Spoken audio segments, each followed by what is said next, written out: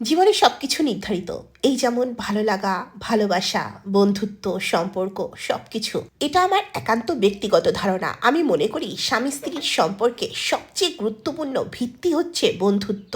আমি প্রথমেই বলে নিয়েছি পুরোটাই নির্ধারিত, অবশ্যই নির্ধারিত, কিন্তু তারপরও কিছু মানুষের তো চাওয়া পাওয়া থাকে যে আমি যাকে বিয়ে করব সে এমন হবে বা অন্যরকম হবে।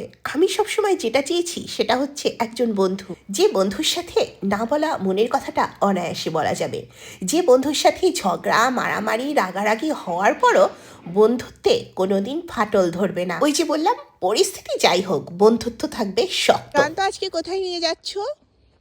ওই পাহাড়ের উপরে। পাহাড়ের উপরে আমি যেতে পারবো?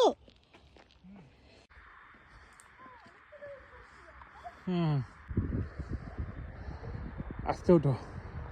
হাই ট্রাভেলার, আর কত দূর উপরে উঠতে হবে? আরো 3-4 কিলোমিটার প্রায়। 500 মিটার উপরে উঠতে হবে। ওখান থেকে চলে এসেছি, এখনো প্রায় 500 মিটার উপরে উঠতে হবে। হাঁটলে গরম লাগে। ঠিক আছে। কি সুন্দর, বাড়ির পাশে একটা বন্ধু। পাহাড়ে উঠতে গেলে আমি যে সমস্যাটা বেশি ফেস করি সেটা হচ্ছে শ্বাসকষ্ট হওয়া আর মাথা ঘেমে যাওয়া। তারপরেও এটা আমার প্রিয় শখ। হাঁটবো, সুন্দর সুন্দর ভিডিওগ্রাফি করব, আর আমার এতে শরীর ভালো থাকে। সবচেয়ে সুন্দর লাগে কখন জানো? হাঁটতে হাঁটতে যখন চার্চে চলে আসি।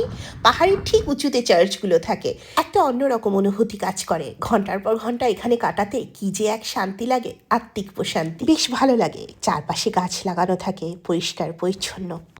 যত দূর এগিয়ে যাচ্ছি ভাল লাগছে যে এতটা আরো সানি ডে পাহাড়ের উপরে। আমার গরম লাগছিল। স্নিগ্ধতা, এখানে চাইলেই যে কেউ দাবা বা হরেক রকমের গেম খেলতে পারে। এই বাড়িগুলো বরাবরই ভালো লাগে। ওই সাইডে চলো, ওই সাইডটা হিলিং মনে হচ্ছে। বাড়িটা চার্চের একদম পাশে। রান্না চলছে আমাদের জন্য মনে হয়।